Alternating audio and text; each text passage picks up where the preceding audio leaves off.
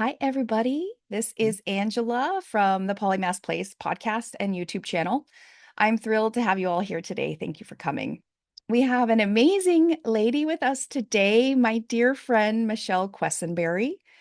Um, but before we dive in, Michele, I'd just like to speak to the viewers real quick. And again, thank you all for being here. If you're new here, Polymath Place is where we explore the intersections of learning, creativity, and human experience through the lens of polymathy. For me, this is really about human potential.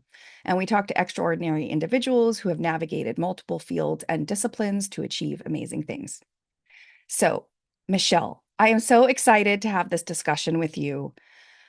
We met, before I hand it over to you to introduce Yeah. yourself. We met, I would guess, God, I was in my 20s back then. So that must have been like in the 2000s, like pre 2010 for sure. And I attended a You Can Heal Your Life Louise Hay workshop. I think it was in Maryland somewhere. And Mhm. we just clicked and I adored you so much. I was like, you need to be my coach. And then then I hired you as a coach. You even officiated my wedding and we've kept in touch all these years. Now I'm in my 40s. We met when I was in my 20s and you're just such a delight and I'm so glad we met. So, Thank to you. Me too. start, can you tell people who you are and what you do, a little bit about your background? Sure. So, Michele Quesenberry. And gosh, where do I start? So, currently, I have a private practice. I'm a certified IFS internal family systems practitioner um, with a coaching and peer approach modality, so to speak. I also work with a nonprofit, couple nonprofits, where I help specifically women who struggle with homelessness, addiction, and things like that. Absolutely love working with that program. I facilitate a variety of groups and also lead retreats where I integrate internal family systems, nature-based practices, all based in experiential learning. And that's really experiential learning takes me back to, I guess, the first thing that really helped me transform my life. And that was going on a ropes course, of all things. I didn't know it at the time, but at that time in my life, in my 20s, early 20s, I was proven to the world I was tough. I was living a self-destructive lifestyle and went on a ropes course, and that changed my life. Actually, my facilitator introduced me to Louise Hay, which just went on this entire journey of diving into my own inner world, realizing that there was a lot more to life than blaming everybody else for everything, and that I had a responsibility for my own growth, along with a whole lot of other things. It was also a spiritual endeavor for me. And I became a ropes course facilitator at that time, learning to run groups, went on this Heal Your Life journey, ended up working for Tony Robbins, of all things. Then ended up falling into internal family systems in 2008, which really transformed my life, and have really just leaned into that work, both internally and externally, meaning for myself and my own personal work, and then also working with others. So, Excellent. yeah. Well, you have a very impressive background with the Tony Robbins stuff and the Louise Hay stuff and your own consulting business and your or coaching business and the retreats and all that. Like, I just give you kudos for being a can-do businesswoman who's helping people in the world, Thank including me. you. All right. Well, before we dive in and get too serious, let's break the ice with a fun question, which Okay. is if you could master any skill or field overnight, what would it be and why? Hmm. Hmm. Singing. It would be singing. At Mm. first I was thinking music. Uh, of course, I'd love to play any instrument. That would be amazing. It really is singing because it has to do with expression. And, what a unique way, of course, when I see other singers, so I would assume this would be for myself, to sing and express oneself in a way that brings others joy and a kind of vibration. It kind of lifts the vibration for people in all kinds of different ways, whether that be in a sad, deep kind of way or in a joyful, celebratory kind of a way. So, Oh, yeah. good answer. I Yeah, great also wish I question. was a good singer. Yeah. We can all sing. The question is, how good is it? How much are people going to want to listen to it? Yeah. Exactly. And that's why I joined a choir. So like you wouldn't hear me, but I got to do it. Mhm. Mhm. Anyway. All right. Well, that was a fun icebreaker. Thank you. Thanks for asking. So let's dive in now. So, anyone listening or watching this, I just want to share with you like the topic of our discussion today is kind of comparing and contrasting internal family systems, which Michele is an expert in, and polymathy. And I don't think this has really been done much before. So, I'm super excited to explore the interconnections between like our inner many parts, many things, and our outer expressions of being many things as polymaths. But to start, Michele, can you share with listeners or viewers what is internal family systems? Like, what is it about? So anyone who might not be familiar can kind of grasp what it is. Yeah, so internal family systems is many things. Hmm. And I always kind of ponder, where do I start with this? And for me, the biggest shift of internal family systems is actually a paradigm shift in thinking. Mm. It also, it's known as and become popular because it's an approach to psychotherapy. And it's also an approach to many things based on this paradigm shift, which has three topics. See if I can tune back into this. So, the first paradigm shift being in systems thinking versus mono thinking, right? That everything is a system. You think of just the body itself, there's thoughts, emotions, physicality, right? Or I can get all kinds of deep in that, but you get it, right? We have a Yes. respiratory system and a digestive system. They're all systems. We have a family, externally, it's all systems thinking. Um, the second one, multiplicity of mind, right? And that's the big shift in the psychotherapeutic world that Dick Schwartz has. I remember him sharing his intention many, many years ago. He wanted to bring this to the therapeutic world, especially in the United States. There are other countries that understand this better. And now our country is starting to come around that we are not just this monolithic, is that the right word? The monolithic thinking that, I am just one, that I have multiple thoughts, that I have a part of me that wants to stay, a part of me that wants to go, a part of me that's an inner critic, and a part of me that's a scared inner child, etc. Right? We can get real deep around that. So, multiplicity of thinking. And then the third paradigm shift is, which is also, there are many, many traditions out there that agree with this, that it's a spiritual kind of tradition that, I don't know if tradition is the right word, but that there is a core presence inside each of us that is natural, that is, I don't know about untouched, but that is compassionate and curious and genuine and also courageous, and that all living humans have this inside of them, which is also connected to something greater than us.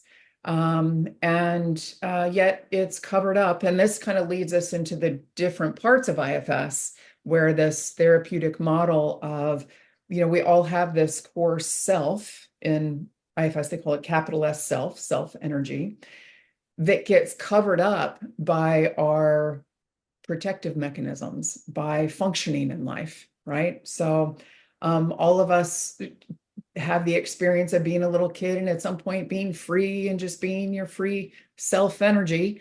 And something happens in life and a wound gets created, whether that being something simple as being yelled at for crossing the street, or whether it be something more intense and traumatic because there are many layers and levels of Mhm. those wounds. And so a wound happens, and somewhere inside our psyche, we then say, well, I never want that ouch to happen again. So I'm going to hide it deep inside of me. We don't do this consciously, of course, a lot of unconscious stuff that happens.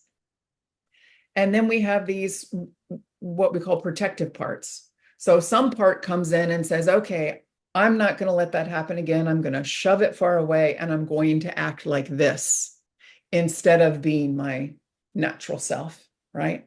And so in the model of IFS, the therapeutic model, We have this layer of protectors, and we also have this more vulnerable, what we call the exile, which gets pushed down. We have protectors that are proactive and some that are reactive, meaning the proactive, oh, this is how I'm going to, these are our planners, right? This is how I'm going to live my life. I'm going to move forward this way.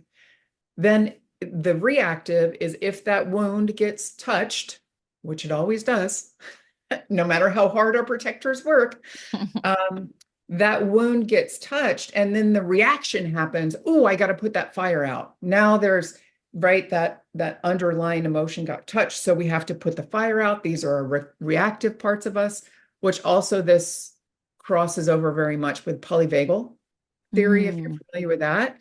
I'm not an expert in that by any means.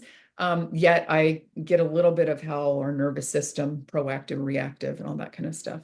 So anyway, our reactive parts of us can be as trying to think of something simple as, okay, so I'm just going to go numb out and watch TV, or I'm going to numb out with drugs, or I'm going to numb out by shopping, or any kind of, or I'm going to be a fighter, right? So those are our reactive levels. And the work with IFS is getting to know our system, all parts of ourselves, from this self energy place. A good metaphor might be like the sun is always shining, yet it can get really clouded out there, and the sun gets covered up by these protective parts of ourselves. And in IFS, we build relationship with these parts so that they get that they're not alone anymore. They can then soften, create more space. We don't want them to go away, right? They're important parts of our being. They help us function so that we can be more of ourselves and have more freedom internally, which then shows up externally. Yeah, be more authentic. And then there's layers and levels of that. But that, I guess, is the best nutshell I can give you. Yeah, I love it. Thank you. Mhm. Yeah, I remember from all that work we did together, all those IFS sessions that we had many years ago, the like really learning that all my various parts, some of which I would initially not want to deal with. Like, I don't want to deal with a little girl afraid part, or I don't want to deal with the angry part. But our parts are there, whether or not we want them there. And at the end of the day, they're trying to communicate. Like our emotions, our interiority is trying to convey something up to us. And we just need to try to understand and be aware and listen and not listen, but like just observe and tune into like what's going on inside of us so we can integrate and be whole and not exile, whole parts of ourselves. Yeah. Can I want to add a little piece to that? Yeah. It is, uh, this is where it's really all about relationship, Mm. and where, being able to turn toward that thing inside that we're fighting with and we'd rather just get rid of and not have, when we can turn toward it and really be in relationship. So it's more than listening and witnessing, but actually listening. There's like a negotiation that can happen. There's a back and forth response and resonance, which then evolves to something different. Yeah. Does that? Yeah, yeah. Yeah. And I remember too, like just you're encouraging me to get curious, Mm, like instead of judging my parts, to just really tune in and see what they're trying to tell me, you yeah, know? yeah. And it was really, for me, it was really powerful, um, to just get to know all my parts the best I could. And even if it's imagination, who knows how it works? Like even if it's my imagination that I'm talking with, or it's like, some other way of thinking of it, it's still very powerful. I mean, I can think about the most delicious meal I want to eat and my mouth's going to water. So it's almost a way of like self-programming our minds, or taking ownership over our interiority, but like Mm, revealing and getting curious and having that relationship and that dialogue of me with my parts. And it's a yeah. way of gaining self-awareness and self-mastery in some ways, because if you're blind and numb to like what's going on inside of you, how are you going to ever be in full integrity? How are you ever going to reach your potential? Like this is a critical element of living a good life, is just being self-aware of our interior world. Very Yeah. much so. Very, And very much so. I love that it's like internal family systems and it relates to systems thinking, which relates to polymathic thinking. Like, Mhm. I've realized that the nature of our reality is that there are systems inside others. Like, no matter how far down or how far up you go, you're going to find interconnected systems. And so we Yeah. really need to even think of our interior world as a system. I mean, our gut microbiome and is our own system. And like you pointed System. out, like That's our right. lungs and our heart, and these systems Yeah. are also interconnected. Right. Yeah. And here's this like this other space I've really been exploring and hanging out with is that so I have this internal system that makes up, of course, like you're saying, our physical bodies, our mentality, um, and this inner dynamic also is in relationship with another system and dynamic, right? And we forget that sometimes, Mm, right? We forget, we think, oh, we can, you mentioned judging earlier, right? It's easy to go back to just judge another person to be that one way that they showed up with us versus owning and being willing to be with all parts of someone else as well. hmm. Does that make Exactly. sense? Yeah, yeah, yeah. Yeah. Yeah, it's Yeah. like systems, like what you're saying about we have this Interacting. internal system that is in relation with other systems. Yes. Yeah, yeah, And embedded in other systems, which are related to interconnecting with that yes. system. And like, Like cultural systems, right?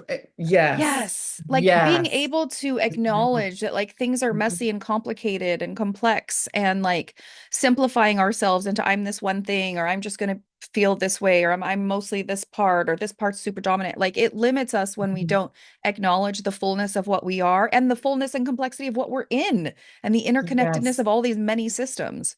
yes. Another, and that makes me think of another piece of this that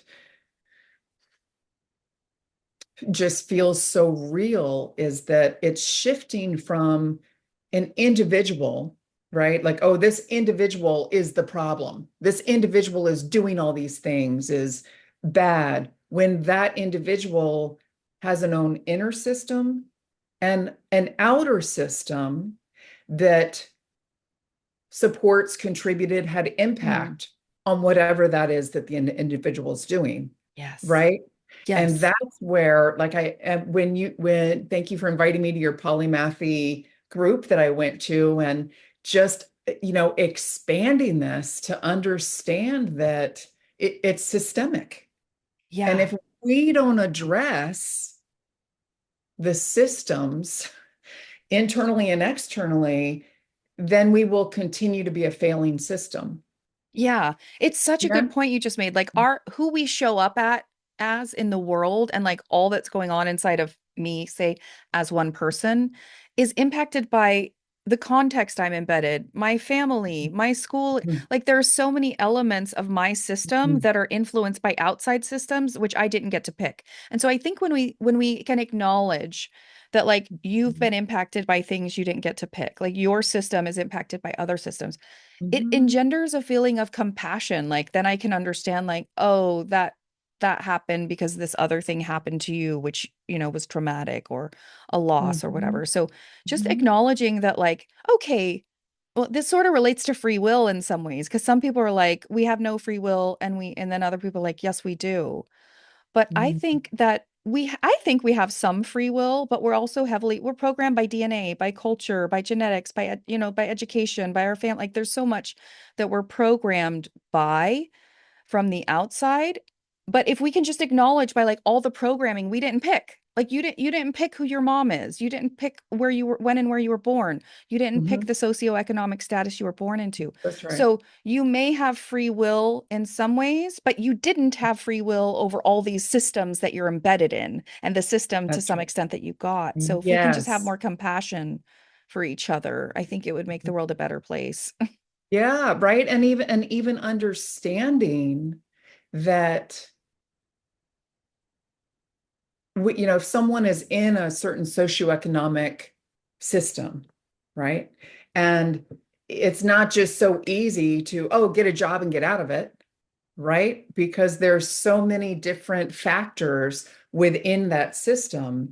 And sometimes that change sometimes big change isn't even possible or welcomed in that system. Does that make sense? I feel like I'm getting a little slippery. But something else I wanted to say was um, I think of this work as being interdependency Mm, versus extreme independence or extreme codependence.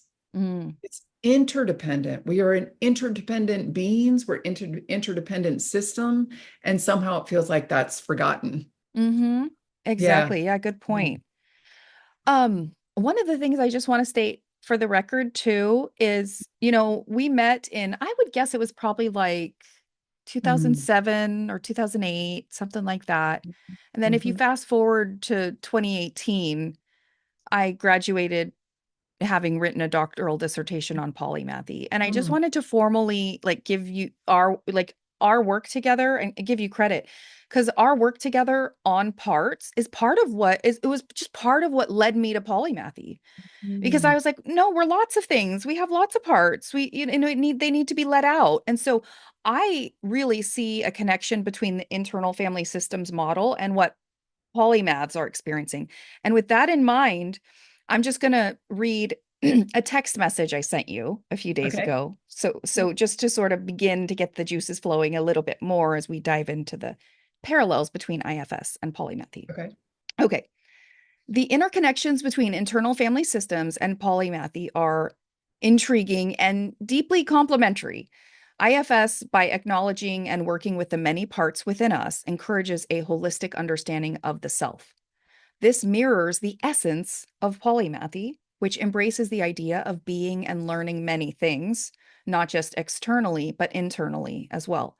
In IFS, each part of ourselves has a unique role, perspective, and set of experiences. This internal diversity parallels the external diversity of knowledge and skills that polymaths cultivate.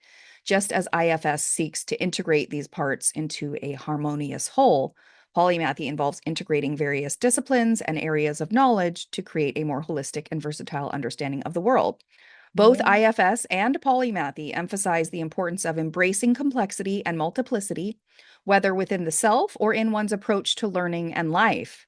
They both encourage exploration, self awareness, curiosity, and the breaking down of rigid boundaries, whether these are internal divisions of the artificial separation or the artificial separation of disciplines.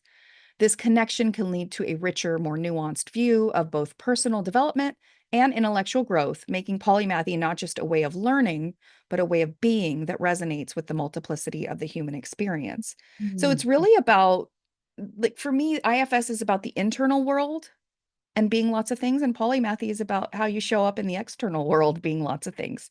So they're Yeah. kind of just they're like similar but slightly different. So what Mhm. comes up for you? Like, does that fit for you? Absolutely fits for me. So many things were bubbling up. I was trying to quiet myself so I could listen. So, yeah, so let me go back. Okay. What comes up for me around that? Absolutely, that the more we get to know the different parts of ourselves, the more we even get to know our own curiosities. And um, and that, like you said, instead of having this separation or exiling some part of me that um, okay, I'm gonna share this, right? So recently, this really deep piece of work I've been doing, um, and I do absolutely believe in, I have to do my own work in order to show up to help other people do their work. And somehow this is relative, maybe. See what comes up for you when I share this is that so in my upbringing, I wasn't allowed to feel fear. Fear was a no-no. We like, so very, very, very young age, I learned to pretend like fear did not exist for me. And a part of me that was a protector came in to say, well, I'm tough, I'm strong. I always appear like I have my act together, even if I don't underneath, right? But that was part of my keeping it together. And so let me bring up, where am I going here? Um, only by this work helping me get to know this protector, which then can relax so I can feel my fear. Because this natural emotion of fear is the energy in my being that says, whoa, slow down. What's around the corner? What is that about? Am I curious about that? It's this energy that allows me to be really curious and follow my own curiosities versus what happened for me not being allowed to feel that within myself. I had to look to others to tell me what was right, what was wrong, what to be afraid of, what not to be afraid of. And so that's been a big stumbling, fumbling journey throughout my life of really, who is Michele? What is Michele curious about? What does Michele want? And so through that work, is that Yeah, land for you? Yeah. yeah, no, it definitely fits. I feel like it's really connected to authenticity. Like how can we be authentic in the world if we're trying so hard to not feel things we do feel? And Yes. Well said. we do feel them. It's just, are we We going to acknowledge do. it? Are we going to, and here's the thing about feelings too. I've done so much work in therapy and with coaches and stuff, is a Mhm. lot of times these feelings we don't want to feel, by trying to avoid them, you just make it worse on yourself. Like it's actually easier to just be like, okay, I'm going to feel this fear for 1 minute. Yeah. And then you could feel it and it'll dissipate. You can let it go and okay, I did. And if you need to feel it again later, you can. But by Yeah. avoiding the truth, it doesn't go away. It's still there. And maybe it'll come back and bite you in the butt even worse because you didn't pay attention to it. And it'll That's right. pop up later. That's right. Because sometimes it has a really important message, Yes. right? Like what you're sometimes you go in and listen and go, oh, that's telling me really not to do this thing instead of pushing myself to try and do it because Yeah. that's what's right or make somebody else happy or whatever the million reasons are, right? You know what is part of what comes up for me too is when I think back on all the IFS sessions we did, it was, I mean, it was part like thinking, but it was a lot feeling, like exercising your ability to feel, like Mm. where am I feeling tension in my body? What is that tension trying to tell me? I remember you asking me questions like that a lot. And so it's really like a practice in sensing and feeling and awareness so that you can take in the information that your body as an instrument and your emotional world is trying to communicate. Like it's trying to help you, it's trying to tell you something. But if we're so caught in our head and trying to avoid things and just trying to be what's expected and trying to fit in because we're fear-based and we're afraid of how people are gonna like not love us if we show up authentically, like if we live that path, what kind of a life is that, you know? So if we want to And live good lives, we got to be authentic and we got to be aware. that's right. That's right. Yeah. Yeah. And it's like making a shift from being reactive to in the moment. It's like, yeah, more presence, being in the moment and making space for all things, which then relative to polymaths, right? Making space for all things and things that show up that are beautiful and lovely or curious and creepy or, you know, or scary and all of those things are what's important and make the more beautiful and amazing thing versus saying this doesn't fit or that doesn't fit and let's just focus here. Yeah. It's Yeah. about like accepting where you're at in your journey and like Hmm. tuning into what's going on inside rather than detaching from it so that Hmm. you can follow your own truth. And I think Yeah. it was this kind of thinking, like I Mm. can be lots of things. I can be brave and I can be afraid at the same time. Like I can be contradictory things at the same time. I can be messy things. I need to be curious about what's going. Like these are the kinds of ethos that are found in IFS. And it's the Yeah. kind of ethos that apply directly to polymathic expression Okay. as well. Yeah. It's about Yeah. being brave and curious and authentic and Mm. honest, you know, like how to Mm. get to our best selves demands that we introspect and we learn and we reflect and we get honest, you know, even when Yeah. it's messy and hard. Like sometimes we got to go through hard seasons in life, you know, and then we emerge and we're grateful for all the lessons we got from it, right? That's right. Yeah. Yeah. And so I'm wanting to name too that sometimes when it is really scary or something's up that we don't want to be with something inside, oftentimes our parts, and this is depending on the level of trauma, right? So we often need therapy, and this is why it's so great. IFS is great because it's something you can do with yourself, and it's so important to do with someone else, right? Mm. Someone else that has that practice, because there's so many different layers and levels, but our parts, and this is just part of our psyche, can be caught in past memories. And so they're still reacting from, whatever happened when we were little, or whatever happened, back then, or whatever environments we grew up in that we had to fight a certain way to be seen or heard, or whatever it might have been. So that's and that, I think, is why sometimes it takes extra courage and being with someone that can also hold space. Yeah, that's a good Yeah. point. It's healing when we can show up and be a mess and have complicated part. Like if someone could just hold space for me when when I'm going through it, that's healing to just not be alone in it, you Yeah. know? And not have to fix it or change it or make it better, or right? Because when we do that from our best intentions, right? We don't want to see other people hurting, but when we do, oh, it'll be better tomorrow, or, you know, you'll get over it in a year, right? That's a good one for when people lose someone. That's devaluing to just what someone's emotions are. Yeah. Yeah, I completely agree. I can think back in times like at cringeworthy times when I was younger and I'd like someone Mhm. would tell me something that they were going through hard and I'd like try to put a positive spin on it. And I look back and I just feel like I shouldn't have done that. I should have just been there with the difficulty Guilty. because I think we've all probably done that because we want to help and we want it to be better. But sometimes in order to sort of heal through something, you have to process it. You have Mhm. to be in it. You don't just get to like skip it and go to Yeah. the happy part, like life. Like that's how, and this relates so much to learning too, because Mhm.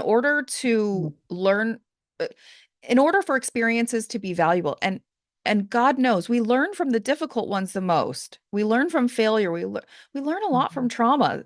And I Yeah. don't wish trauma upon anyone, but if you're going to go through trauma, at least reflect on it and process it and learn from it so you don't Right. perpetuate that same trauma to other people or Mhm. tolerate it in your own life more and more. Like Yeah. we've got to Yeah. process and like you don't just learn from experience.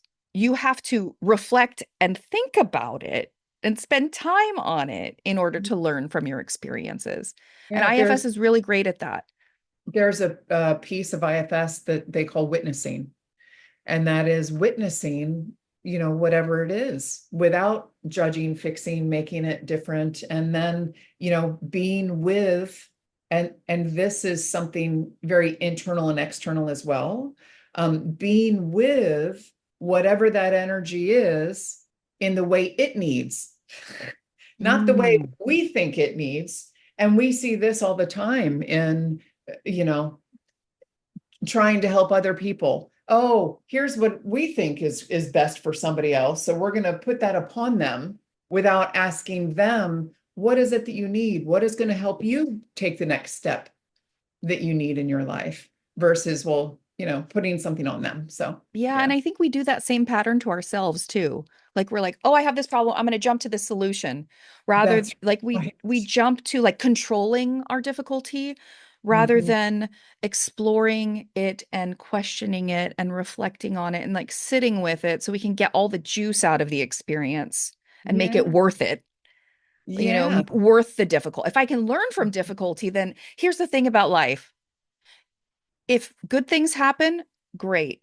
If bad things happen, learn from it. And either way, you're a winner. As long as you can Right. learn from difficulty, then it's worth it.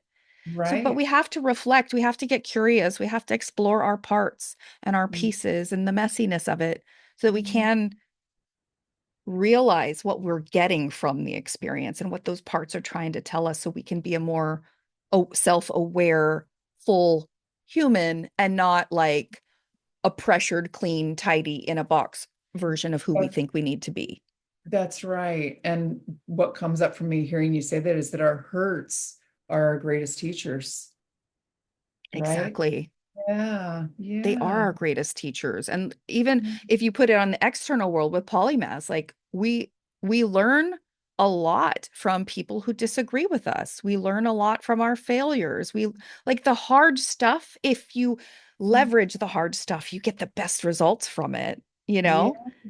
And I Yeah. think that's also a paradigm shift to like when you're in difficulty to just remind yourself that like, oh, I'm learning from this. And someday when I look back on this, I might even be grateful for this difficulty because it'll have made me a more full, whole, experienced human being. Yeah, and it's this practice of learning to be with our difficulties and the hurts and the conflict, right? Versus running from it, avoiding it, pretending it's not there, shifting. Nope, nope, I'm gonna. And this is, um, so grateful for Louise Hay's work, which completely changed Love my her. life.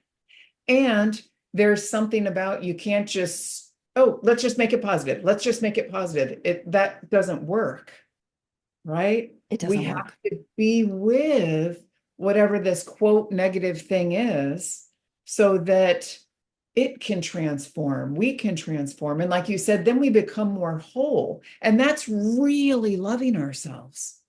Yeah. Really loving yourself is loving the icky stuff too, right? Like, Yeah. Your imperfections. And we all and have not them. and not just, oh, I love you, now go in the corner, right? Right. Yeah, exactly. You know what? You talked about Louise Hay, and I know this wasn't like on our agenda, but there's a part of me that's wanting to like just go on a tangent really quick to talk about Louise Hay's work because Mhm. the biggest thing I got from Louise Hay, and I'm curious what you want to say about because you're way more expert in her stuff than I am, having like worked for Hay House and all that before. But what I got from You Can Heal Your Life, the number one takeaway for me is that if you repress, deny, or ignore what's going on in your interior world, that it will Mhm. frequently manifest in some sort of physical ailment. And Mhm. that there's such parallels. Like you can't believe how like how well it the physical manifestation represents the interior issue. Like if you feel like you've got the weight of the world on your shoulders, you might actually start to feel neck and shoulder tension like Yeah. literally. Or if you feel like if you have like I had a foot injury and the foot stands for moving forward.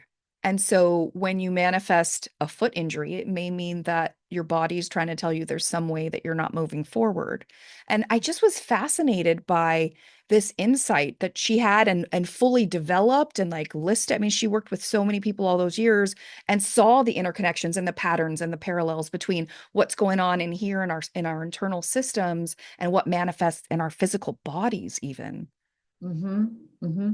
She was way ahead of her game for that time, Hmm. right? Yeah. Yeah. And totally agreed. She was the first modality that taught me how to turn inward and go Mm. listen to your body, listen to what's happening inside of you. And yeah, so what I hear you saying is like her whole book that she had about assessing different body parts to different things, and that those are typical patterns that happen, and what the expansion of, and like I'm just noticing myself that I want to make sure I'm giving credit to Louise in so many ways and for so many things. And I think what happened to her work, not saying Louise did this or anything, but what happened to her work is that people took that book and said, oh, my skin is irritated, so that means X, or my shoulder hurts, so that means X, because it provided a potential, right? And I Yeah. think people then sometimes, and that's just the caveat, is that like what I heard you say, Angela, is like, oh, yes, it represented the foot, yet you went inside and listened to what it's telling you, because it may be very different than what was written in the book. Yeah. You know Yeah. what I mean? Yeah. The book lists typical patterns of what might make Yeah. sense. Of course, it's not 100% of the time. Like sometimes you get hit by a car and you get an injury and that's not a representation of your internal issues. That's just life. But Yeah. I think the larger point is if you have health issues in your body, to just Mhm. be curious. Like, is my body trying to tell me something? And like dreams might be trying to tell you something. Like you might want to try to interpret your dreams. You might want to try to interpret your bodily sensations. Yeah, and listening to your body, sometimes it can even tell you what you need, right? Yeah, yeah. Yeah, just by really sitting with, oh, I'm having stomach pains. Well, what if I really sit and be with it, then I can get whether that is, oh, something I ate, or is this reoccurring and it is related to something emotional, physical from past pain, Yeah, right? and it's data, it's feedback, it's information. It's an Yes. opportunity to learn like, oh, my body's trying to tell me that this situation I'm in is bad for me. Hmm. Maybe I need to listen to that and make some adjustments. Like rather Hmm. than our bodies just being this tool that we don't feel and we just use and abuse, like our Yeah, bodies are actually like this amazing instrument, this amazing that's right. vehicle that gets us through life. And there's so much intelligence. The body doesn't speak language like our brain does. The body speaks in feeling and sensation and energies. And Mhm. so to not be sensitive to what our bodies are trying to tell us. It's just we're missing out on so much rich information that could make our lives so much better if we would just pay attention to the wisdom and the information our body's trying to tell us. Right. Yeah, the body's intelligence. Absolutely. Yeah. I've Yeah. attended a few workshops. Ed and Deb Shapiro wrote a book, The Body Speaks the Mind. Like for a while there in my 20s, I was just like fascinated by like how the subconscious and the body are connected, you Hmm. know? Yeah, no question. So fascinating and so Yeah. under discussed in regular society Hmm. too. Yeah. Right. It's a huge part of, then we can go on a slippery slope just about, the medical world and being proactive, right? And what are ways to, um, what are all the pieces of self-care? Mm, And part of self-care is listening to your body, like really listening to your body, mind, emotions. That is part of your wellness and health. yeah. And when we don't do that and only listen to the outside world, or only, and I think this is what I was saying, or only listen to a book or only listen to what your doctors tell you, you're really missing something. Yeah, exactly. And for Yeah. polymathic people who are committed to growth, evolution, learning, paying attention to your interior world is an important part of learning Mhm. about you and all that you are. Like if you value learning, polymaths and polymathic people, then care about your interiority, not just sort of how it shows, because what's going on inside will impact how you show up in the world and what you're doing and how you show up in what you're doing, right? So That's there's such an interconnection between like the inner world and the all the parts, all the pieces, all the bodily sensations, all the data, all the information, all the feedback our systems trying to tell us without language in its own way, that's right. and how we show up in the external world with, the jobs we have, the hobbies we do, the friends we have, like all the things the ways we learn, like our interiority impacts how we show up in the world. And so for people dedicated to learning, I really think it's valuable to spend some time getting to know your interiority. Yeah, and that's so beautifully said, Angela. And I want to add to that that one of the skills is what I call layers of listening. Mm. Because, well, exactly what you just said is our body speaks in different language. Hmm. And when we are very thought oriented or very logic minded, it's very easy to just think about, Mm. like, my knee's bothering me. Let me think about that versus learning to, okay, that's my thinking mind. Let me see if I can get my think. And this is a practice, as you well know. I know you've done a lot of work, right? Your thinking mind just to sit on the sidelines. Let me tune into my body a little bit and really feel, what is this energy feeling that am I getting? What senses am I getting? And that's where you're going to find the different messages that come through versus just thinking about something, Mm, right? exactly. Feeling is important, not just thinking. If all we ever do is, I mean, our thoughts can get us off track. Just because you have a thought does not mean it's true, okay? And Right. the world of thought has caused a lot of problems for humanity, Yes. right? Right? Like Yes. the world of feeling like in my personal life, I feel like when I follow my gut, it does not lead me astray. When I listen to my body, when I listen to my feelings, I get really good guidance. When I get Mhm. stuck in my head, I can get myself self way off track. Yeah. So really tuning in and getting to know your interior world, tuning into what your bodily sensations are trying to tell you, the Mhm. guidance your own system is trying to get your attention with is so important. And Right. I For think a sure. lot of us too are we've been kind of brainwashed and propagandized into like what bodies should look like. They should be young, they should be fit, they should be healthy, they should look a certain way, it should be a certain way. And that's just it's problematic because bodies show up in all different forms, right? And we Yeah. get to have bodies, even the ones that are imperfect. Like we still get this They're all amazing, imperfect. I know they're all imperfect. Trust me. Yeah. I know. I just want to add too that right. It's a journey to embody, Hmm. to actually step into your body, out of your mind and into your body. And a lot of people have different layers and levels of fear around that Hmm. because of what their bodies have been through, Yeah. right? That's a whole nother piece of it, right? This is Mm. such a juicy conversation. I love it, right? There's so many, again, dynamics around just our bodies and really, yeah, I'm loving it. I Loving mean, that. we forget, like, I think we kind of forget that we're animals, that we're flesh creatures, that we have meat I suits.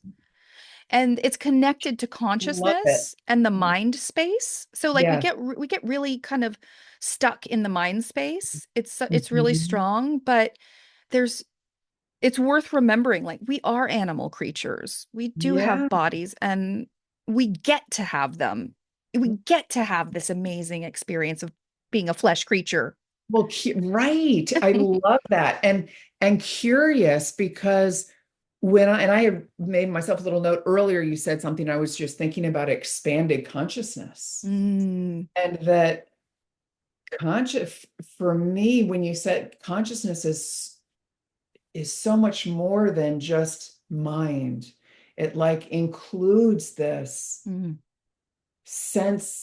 a sense of the body, Yes. right? You know, It's beyond words. it's beyond words. I've been thinking a lot about consciousness lately and like what is it and what are we experiencing here and like I personally because I can see that reality physical reality is systems and systems and systems. And then if you look at systems, you could see that there's evolution and learning and an attempt to improve. Like life forms want to be better, healthier, more robust, more diverse, more cooperative. And I Mhm. think that the nature of reality is kind of like consciousness exists and it's infused into physical forms, life forms. Mhm. And Mhm. yeah, and consciousness is experiencing itself decentralized and the whole point of it all is to evolve and to become more awake and aware, the awakening of consciousness, so that, and that it's beyond just my own consciousness. It's an Mhm. awareness that I'm part of a system and that the other parts of the system also matter, so that we don't become a cancer to our own species. Yes, yes. And I want to add to that this um, resonance, like this meat body of a life, this being of me, right? A unique individual of the collective, Hmm. right? Has this just resonance, just a resonance, meaning like I've had such a hard time articulating this, but I'm been like it's real juicy for me. Think about like a plant that you can just touch, and they have this response. Well, we all have that, and to this really deep, that's not words, it's not just it's not emotions, it's a resonance that happens between us between our lives and planets. And I don't know, that's what comes up for me when you Yeah. say this. And it's like systems within systems within systems.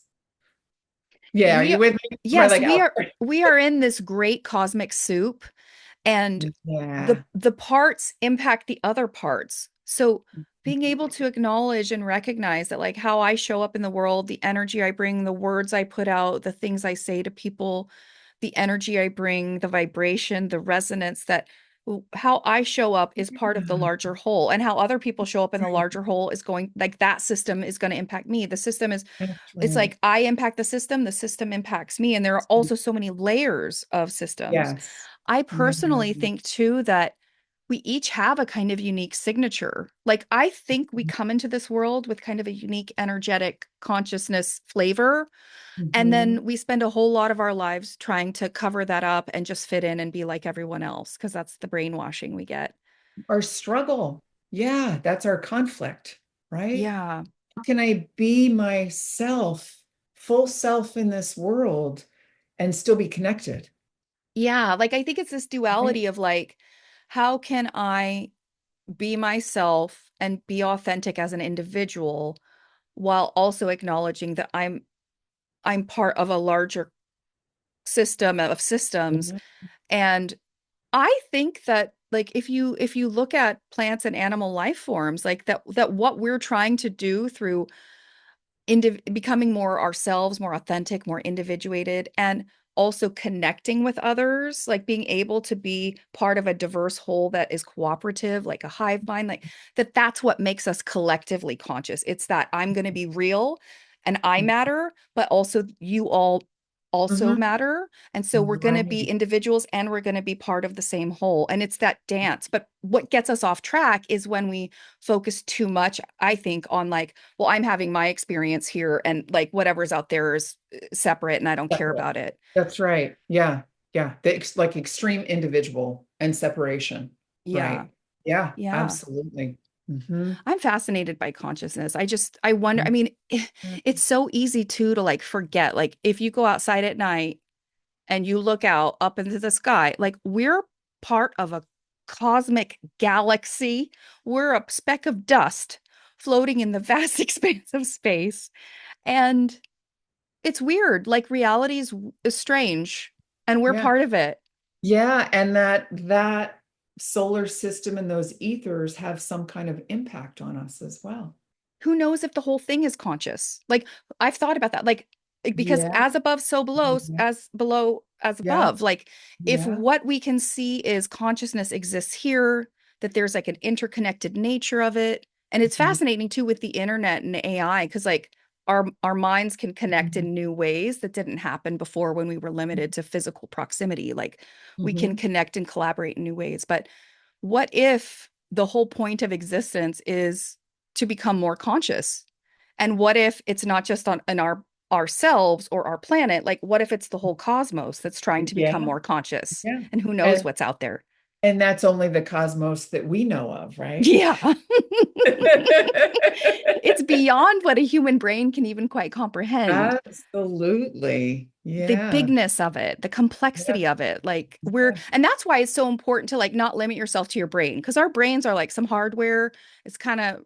old hardware and it's Mhm. limited. Yeah. But Yeah. tuning into like, okay, the intelligence of other people, like like trying to learn from other people who have had different experiences, we can absorb their learnings and their wisdom, or learning from the wisdom of our bodies, which have been evolved and honed over thousands of years from our ancestors to be more intelligent and conscious and Right. effective. And Right. that ancestral wisdom that actually comes through us. When we talk about us being these unique individuals of the collective, is all these cells before us that made up who we are, they've come together uniquely to make this form, right? And it's Yeah. flown from generations past. So we can't, Yeah.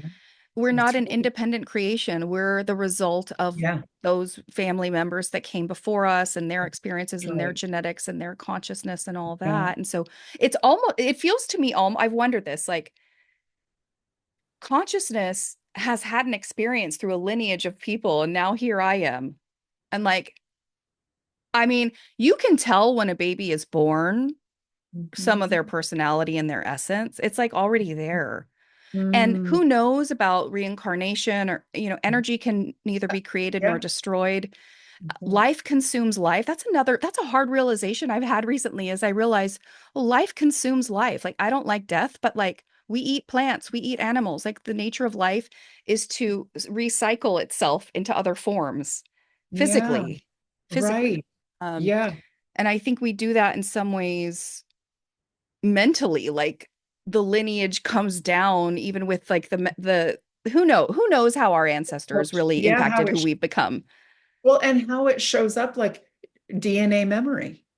Yeah. Right? We have physical muscle memory. If our muscles have memory, our DNA or something within us must have some genetic memory that Yeah. comes through, right? I mean, it's just a curious, and you think of all these bodies, it took two bodies to make this body, and four bodies, and then eight bodies, and then 16, and right? And all of them walked on this earth.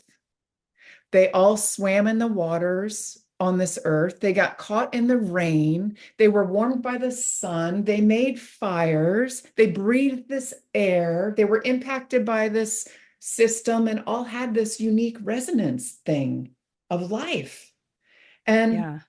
here we are, this little teeny tiny being, and each one of them lived through the turmoil, the traumas, the everything else. And here I am. And I want to say this, each of us belong here. Yeah. Right? We Just from forget being that too. born, That's right. we We matter. belong and matter. That's right. Yeah. We all matter and we do matter. Yeah. Gosh, this has been so interesting and deep. I Yeah, love exploring love it. consciousness and evolution and parts and Ooh, polymathy. Like this, I just love this kind of stuff. me too. Thank you so much. This has been juicy and lovely. I feel like Yeah. we started. I know we could probably go on and on for a long time, but we've been going, gosh, for I think about an hour already. So probably should begin to wrap up, unless there's any other final thoughts on IFS or polymathy consciousness. Yeah, just so much gratitude for this conversation and for you in my Yeah. life. And glad our beings collided in the way they did. And Me yeah, too. Me yeah, too. thank you. Was it a chance encounter or was it meant to be? Who knows? But our paths crossed and we impacted each other. And that's how it Yes, should you be. did. That's That's right. how it should be. The dance of interdependent life forms here on Earth. That's right. All right. Well, let's begin to wrap up. I'm doing this fun new thing with lightning round questions. So this is where you have a chance to just quickly answer four questions I'm going to ask so we can Okay. get to know like what makes you tick and what you're into a little bit more before we wrap up. I'll listen inside. Okay, yes. Let your parts inform you. Right. Okay, question one. What is the best book you've read recently? Hmm. Um, the one I'm reading right now is very exciting for me. Listening, I believe it's called Listening to My Parts. It's by Tamala Floyd. She's the first African American trainer in IFS, and she's just put out her book. And I'm very excited about the way she's presenting the concepts and principles in a way that's just really easily digestible for everybody. So it's exciting for me that she's done that. Ooh, good book recommendation. Yeah. Thank you. What's one piece of advice you'd give to aspiring polymaths? Mm. Listen inside. Listen inside. Good Yeah. advice. Feel, Yeah. maybe, too. Yeah. Yeah. Feel it. Yeah. Be open without judgment to your whole inner world, right? Yeah, let it be. Learn from it. Yeah. Yeah. If you could have dinner with any historical figure, who would it be and why? Hmm. That's a tough one for me. Historical figure. Hmm. Oh, I've got pictures of my mom everywhere. It's like my mom. Your She's mom. not with me anymore. Oh, I get Yeah. it. I've You met know, her. yeah, and I would say like someone in my lineage. Wouldn't it be? Oh, that's such a good answer. Wouldn't it be cool to meet someone from like 1,000 years ago in your lineage or something? Yes. Yeah. Yeah. Yeah. Yeah. Like follow, because I have different curiosities that show up for me of like, wow, was there someone in my lineage that did this? I'd love to. Yeah, that would be very cool. Or even like someone from your lineage from like 100 years ago that you never got to meet, or 200 years ago, like someone not that far. But like, what if you had a relative that kind of looks like you or thinks like you? And like, wouldn't that be cool to talk Right. with them? Yeah. Yeah, Yeah, I've different always felt, expressions. yeah, absolutely. I've always felt like a teacher. And recently something came out listening to my parts inside. I found this part that showed up as a female rancher. Like she owned her own ranch and she could see people coming a mile away. And it feels very true for some part of me. And I'm curious, anyone in my lineage like have to do that? Left to take care of the ranch by herself? Yeah, I bet. I bet. All right, last question on the lightning round. What is next on your journey? Hmm. Next on my journey is producing these. I'm just diving into internal family systems and nature-based therapies retreats.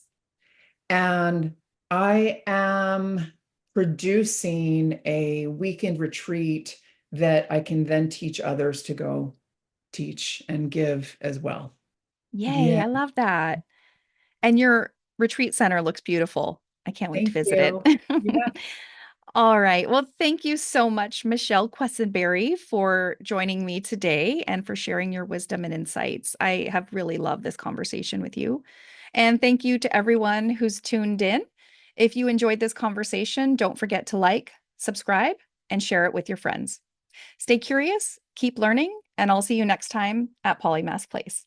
Thank you, thank everybody. you, Angela. Bye.